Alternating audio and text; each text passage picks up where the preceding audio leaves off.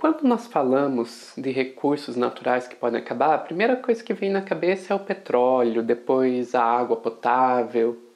Mas tem uma série de outros recursos que nós usamos no nosso dia a dia que deve acabar bem antes. E isso vai ter um impacto bem grande na nossa vida, no nosso planeta e na política internacional. E é sobre isso que eu quero falar hoje.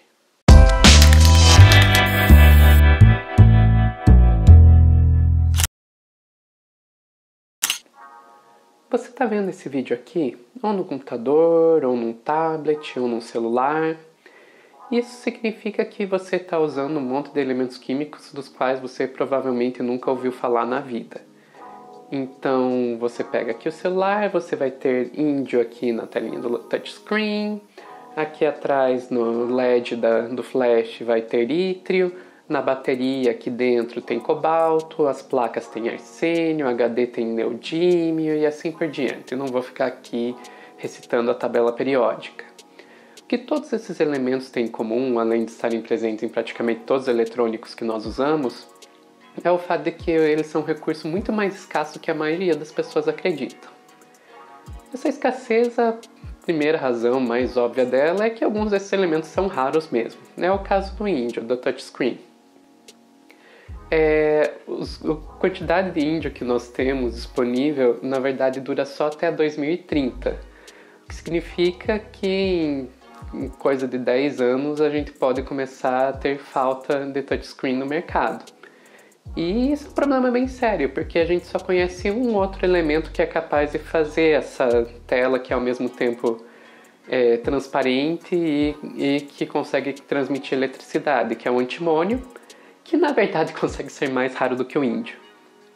E para completar, esse também é um elemento necessário para fazer aqueles painéis solares para produção de energia elétrica. Então, se o seu plano para ter um planeta mais sustentável acaba envolvendo uma grande quantidade de painéis solares, eu tenho uma má notícia para você. Mas enfim, nem todas as razões pela qual um elemento é escasso são tão óbvias quanto tem pouco.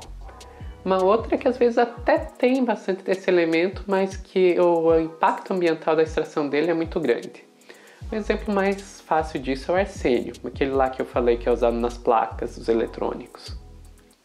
Esse é um elemento que é extremamente tóxico tanto para o meio ambiente quanto para as pessoas que estão manuseando ele. Isso significa que muitos países, especialmente aqueles mais ricos, acabam adotando legislações ambientais mais rigorosas e que acabam impedindo a extração desse elemento. E isso acaba tornando esse recurso mais escasso para o nosso uso. E uma terceira razão que tem aí para escassez de elementos é quando, por questões geográficas mesmo, a maior parte das reservas desses elementos ficam concentradas em apenas umas poucas regiões. Então, um exemplo disso seria quase todo o cobalto está na República Democrática do Congo, quase toda a platina na África do Sul, o antimônio e arsênio na China, nos Estados Unidos, lítio no Chile, nióbio do Brasil e assim por diante. E daí isso nos leva ao ponto que não tem mais como deixar de falar de política nesse vídeo. O estilo de vida que é adotado tanto nos países mais ricos pela maior parte da população, quanto pelas classes média e alta dos países mais pobres, que, vamos e convenhamos, tanto eu quanto você que está assistindo faz parte, é um estilo de vida que é extremamente dependente dos eletrônicos. Isso significa que, independente de quão grande seja o impacto ambiental ou humano da aquisição dos recursos necessários para produzi-los, isso vai ter que ser feito. Então, como que isso acaba sendo resolvido? Para a maioria dos países mais ricos é simples. Você simplesmente deixa de produzir esses materiais no seu país e compra dos países mais pobres que continuam produzindo. Então, não é raro você ver movimentos ambientalistas elogiando a legislação ambiental desses países, dizendo, olha que lindo, eles não degradam o próprio ambiente. Mas sem perceber que se o padrão de consumo continua o mesmo, o problema não está sendo resolvido. Você não está deixando de contaminar os rios, de matar as pessoas com arsênio. Você simplesmente está garantindo que os rios e as pessoas que vão morrer são as dos países pobres e não do seu próprio país. Mas aí talvez você esteja pensando, não é um problema dos países mais pobres que não adotam legislações tão eficientes quanto a dos outros países mais ricos? E se você está pensando isso, o que eu posso te dizer é que você provavelmente não entendeu o que é o imperialismo. Os países mais ricos não vão deixar que a população dos países mais pobres fique no caminho entre eles e os recursos no qual eles precisam. Vão usar qualquer que seja dos instrumentos econômicos, políticos e até militares para conseguir acesso a isso. Vamos pegar aí Estados Unidos como exemplo. Você pega lá Estados Unidos, eles já fizeram sei lá quantas guerras para conseguir garantir acesso ao petróleo, estão dispostos a sentar na mesa com os líderes da Arábia Saudita, que é uma ditadura misógina, financiadora de terrorismo, para conseguir garantir o acesso deles ao petróleo. Nem vamos falar do caso lá do Salvador Allende, em 1973, que tentou nacionalizar as reservas de cobre do Chile. E Estados Unidos financiou um golpe militar do Pinochet, instalando o que foi provavelmente a ditadura militar mais sanguinária que já tivemos na América Latina, só para garantir o acesso deles ao cobre. Isso são só alguns exemplos que eu estou tirando da cabeça aqui agora, nem tinha colocado no roteiro.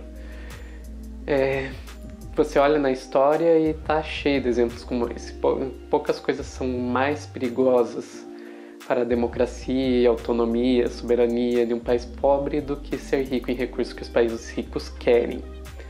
Então, à medida que esses recursos vão ficando cada vez mais escassos, não acho que o único problema que nós vamos enfrentar é que o seu celular vai ficar mais caro para trocar ele. A gente vai ter muitas turbulências políticas geradas por isso também. Mas enfim, o que a gente pode fazer quanto a isso então? A primeira resposta é bastante óbvia, né? Reciclar. Resolve dois problemas de uma vez só. Você resolve o problema do lixo eletrônico e você também recupera material. Mas não é assim tão simples. Você pegar o alumínio de uma latinha e fazer, sei lá, grampo de cabelo com esse alumínio é uma coisa relativamente simples.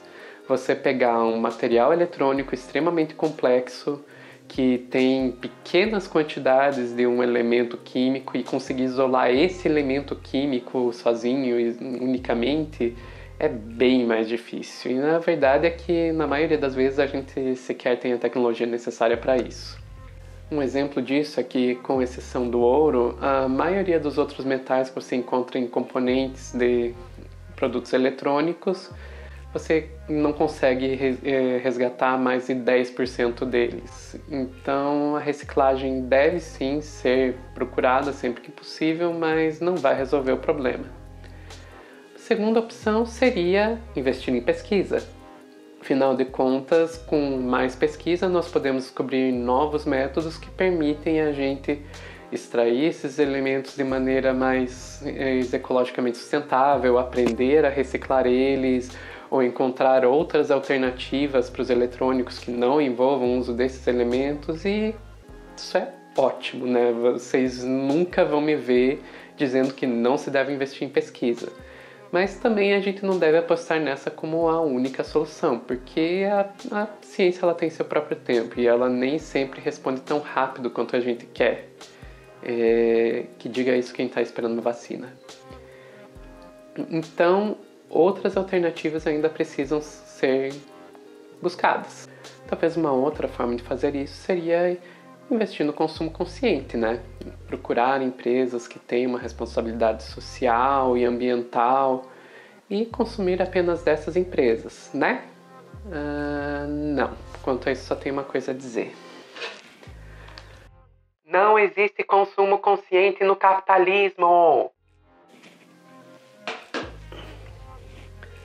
Ok, o primeiro desafio nisso aí é você conseguir simplesmente rastrear quais são essas empresas que estão agindo de maneira sustentável. Pega um computador desses aqui. Você realmente acha que você vai conseguir olhar em cada um dos seus componentes, cada um dos elementos, saber se eles realmente foram extraídos de maneira socialmente e ecologicamente sustentável? Amigo, vou te dizer uma coisa, talvez nem a empresa que montou o computador consiga rastrear tudo isso. Também tem a questão que muitas vezes a obtenção desses elementos é tão danosa que fica inevitável você estar colaborando com uma grande quantidade de dano ambiental. Não tenho dúvida que para pegar o lítio que está na bateria aqui desse celular, alguma pessoa morreu com menos de 40 anos trabalhando numa mina por causa de silicose. E a não ser que você resolva ficar sem o celular, você não vai conseguir evitar esse tipo de coisa. Então a única forma que a gente teria de realmente reduzir esse impacto seria reduzir o consumo. Mas daí a gente acaba entrando num outro problema que é a obsolescência programada. As empresas, para continuarem sobrevivendo, elas precisam continuar vendendo, o que significa que elas precisam que a gente continue comprando. Então elas vão fazer o que for possível para produzir novos produtos para que o celular que você comprou esse ano já esteja obsoleto ano que vem e dar-lhe propaganda e marketing em cima para convencer você que você precisa de celular novo, e se isso não for suficiente, eles dão um jeito de projetar um celular que em 2 anos já quebre e você vai ter que trocar, né? Quem nunca passou por uma situação como essas? A única forma que eu consigo ver de superar esses problemas é apostando no modelo ecossocialista. Tanto a obsolescência programada quanto o imperialismo são partes integrais do sistema capitalista. Eu não vejo como superar esses problemas sem superar o próprio sistema capitalista junto. E, assim, não é difícil entender que um sistema que depende de um crescimento infinito da produção e do consumo não faz muito sentido num planeta em que a gente, obviamente, tem recursos naturais finitos. É isso, gente. Espero que tenham gostado desse vídeo.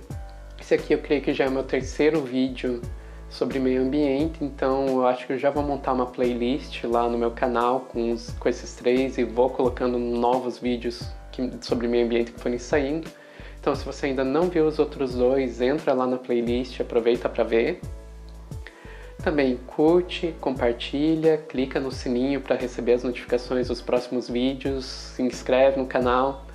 Se você está gostando do conteúdo, ajuda a divulgar para as outras pessoas, porque ainda é um canal pequeno, então não posso contar muito com a divulgação do próprio YouTube. Vai lá no Instagram, Twitter, Facebook, se inscreve no Lente Vermelha para ver o resto do material que eu vou produzindo. Todo dia eu tenho postagem nova lá. Tô tentando colocar vídeos novos aqui no canal todo sábado à tarde, então dá uma conferida.